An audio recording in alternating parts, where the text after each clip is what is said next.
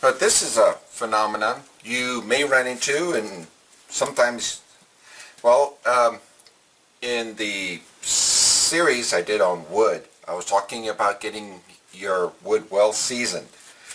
And this piece it sat in the place where I bought it probably 5 years. Then it sat in my shop for about 8 years. So it's at least 13, or it could be even 14 years old, the plank that this was cut out of. Now, all this time, of course, it's had time to wiggle around and de-stress. Well, all of a sudden, this was constant from here to here when I left the shop yesterday. Now, this morning, you can see it's only touching here and on the back. This entire section back here is been picked up. So somehow, right about here, the stock has warped itself down just a little bit. This is Mother Nature, and she will play pranks on you. And this is one reason why I'm a little hesitant to use power tools. If I had this all completed, this would have been a lot worse. So, just kind of why sometimes I like using hand tools. Anyway, we'll see how long it takes to get this back to where it belongs. Be back in a little bit. This is a little closer to what's expected. I'm now getting black marks on both sides, and I'm actually getting a little bit down the barrel channel. And since I'm all of a sudden getting it down here, I actually had it wrong. I thought the front of this had bowed down. It didn't. It had bowed up. This was what was holding it up above this. So, well, that's Mother Nature. She does things like that. Just kind of some of the neat stuff that goes on.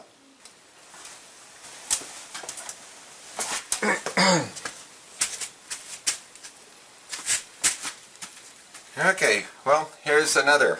This is going to happen.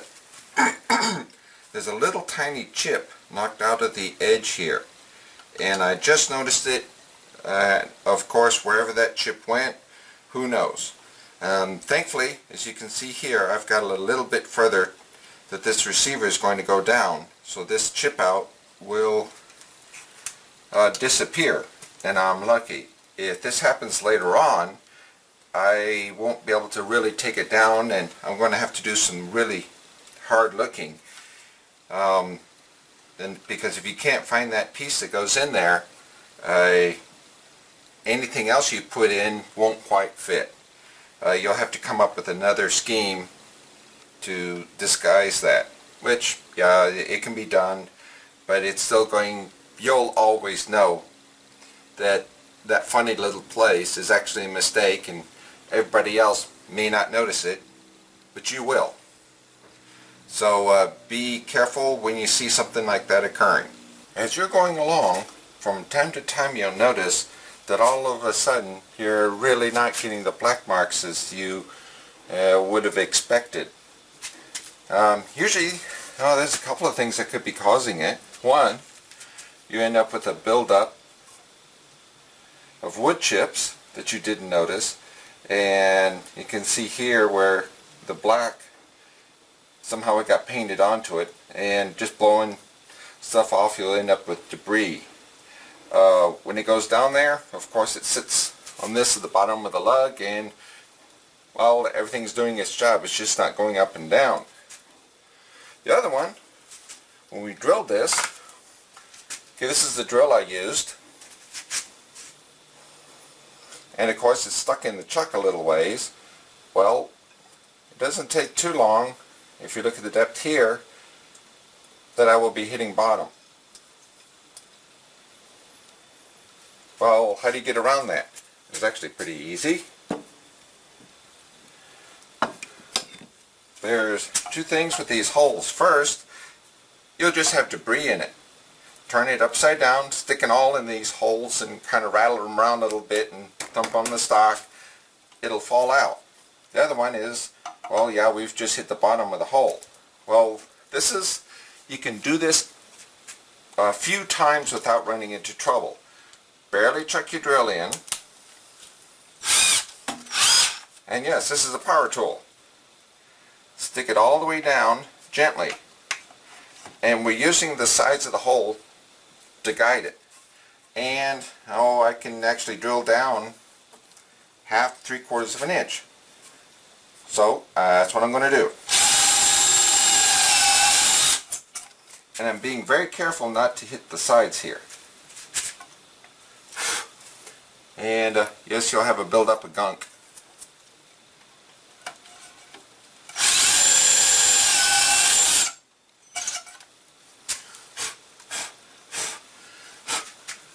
Like I say, you can do that a few times as the naphtha soaks in and runs down these rods as you're swabbing it on. It does cause the wood here to swell just a little bit.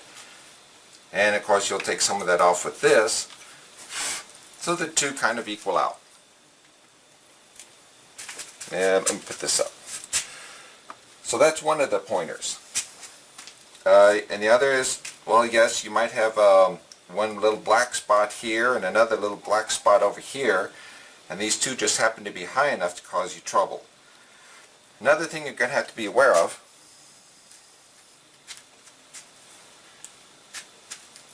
this is where your bolt comes out. So you're always going to have a black mark here, and it's going to end here. You do not want to cut a groove out. However tempting it is, try to resist it. What's going to happen is when you're doing the outside of the stock, you hit that, you're going to continuously have chip out.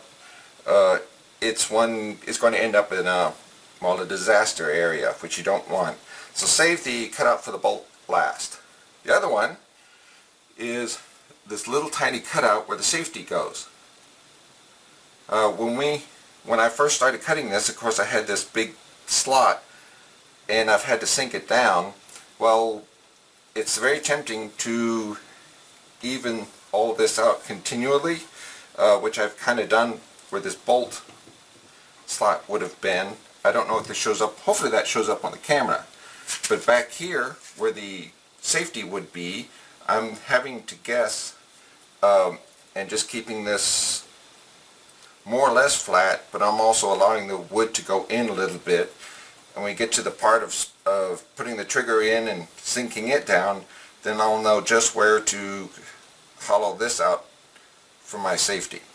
Anyway, a couple of concerns. Keep those in mind. Well, I'm now pretty much got the channel deep enough. How do I go about figuring all this stuff out? Well, this complicated tool, which I showed in one of the videos, it's a nail. Yes, it really is. It's just a nail driven into a block of wood. I filed off an edge, and just to make sure I have this edge parallel with this, just hold it and slowly rotate it away from you. And when the top of this lines up, you can see if you have it slanted. And if you notice, I wasn't quite holding it straight when I drilled it. But that's what happens with a hand drill. So anyway, I measured the width here. So it's 0.68. So I need this to be 0.34 deep. And what I'm doing is just a little tiny area at the bottom of the channel. And if you get one of these, it usually has a little wire here on the end. So you can check it, and that's pretty much it. Come into the channel, and I would say from about here forward, that's all I need. Just scrape it. Now you should already have a slight U, and of course that's going to pretty much direct this down the middle. Yeah, you might have to hold your fingers on the side just to double check, and it doesn't hurt to be a little safe. As you're sinking all this down, eventually that little channel you cut is going to disappear. Well, then that means I'm now have this barrel buried halfway into the wood. Now, I do have a confession to make. I guess it was about a day ago or something. I had some stuff sitting on my workbench, and somebody put a chisel on the top of it, and the whole thing fell over, and the chisel of course hit right here on the edge of this barrel, or the barrel channel. The barrel wasn't in it. Actually, I wish it would have protected it, but it took a big gouge out of it. So I came in with the plane, and the only thing I can do is just keep going until that gouge disappeared. Finally did, and I'm guessing I probably took this down an extra 1/8 of an inch. So yes, that means this entire thing had to go down another 1/8 of an inch. Well, it's over-centered. In other words, if I did go back and planed this down a little bit more as I was going, it's now probably I have to take off another 1/8 of an inch, so that the wood is only about halfway along the diameter of all this. Now there's another part I need to make you aware of, and that's how to read some of these black marks.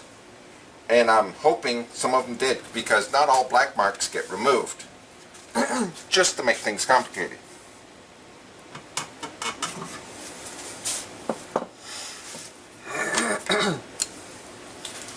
Alrighty, now that I'm also down, I want to start getting a better register of wood. So I'm going to start scraping. This one is made from a excuse me, a bandsaw blade. Big end and a little end, and all I did is just I think I used a file on it some, and the rest of it was a grinder, and then of course beveled over the edges here. I did use this, but let's see if I still have the but I think I told you about how to make one of these in one of the tool videos, and you can do the same thing. Now, along the edge here, you'll start building up a lot of black, and that black is actually, as you're setting this in, you're not quite straight, and it's going to twist and wiggle a little bit, and that's the bumps you'll get. So you want to ignore just along the very edges. Now I've cleaned excuse me, I've gone back and cleaned this up since I'm now in the scraping. But when you put this in and you look down, you can see where you might have a gap, or else it's pressing against the wood. And yes, this should be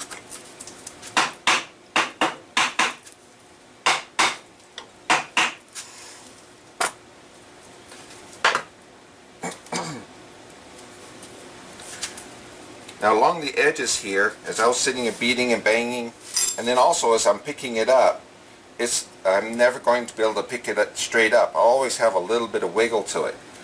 Now how do you tell those black marks from the real ones? Well, as I'm sitting here rocking it, you'll notice I'm rubbing.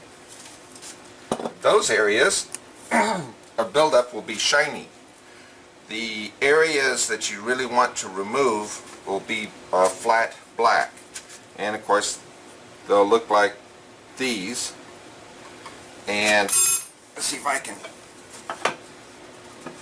And these shiny ones, here and here, those happen to be some set screws for a rear peep sight. So I'm pretty much going to have to get this wood down below these two screws. So now we're going to go back. I'm going to use a scraper and just very carefully remove the black marks, so I end up with a lot more wood contact. As it is at the moment, this is curly maple, and it's really got a big difference between the soft and the hard grain. So this is mostly going to be working on hard grain. And I'll plane this down a little bit more to where it is, and I'll show you what that looks like in just a few moments. Well, this is now time for us to go to the next step. I've pretty much got black speckles all the way up and down. Yes, there's a little patch missing and a little patch missing there, but it's not by very much. Also, you can start to see the outline of the magazine box and the trigger group. It might not hurt to have a little more black around here, but for the time being I'm just going to leave it. And don't forget, this is going to be bedded in a very thin layer of epoxy later, and a lot of it will have to be cleaned out. Now what I did do is I did go back in here and start to scrape a little bit away, so that when I put this in, what I could do, because remember I said leave the wood a little high around here, is just go around and mark it with a black pen. Well, the stuff is soaked into the end grain, and I'm afraid of having to chop away too much. So what I've done is an alternate. This happens to be a grease pencil, and it's white. So let me get this down.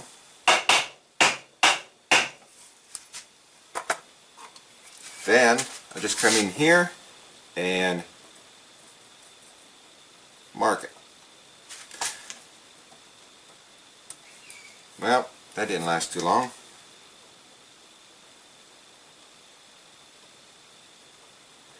And of course you keep going until the wax, or the white, is all gone. Or black, or yellow, whichever you choose to use. Don't forget the ejector port.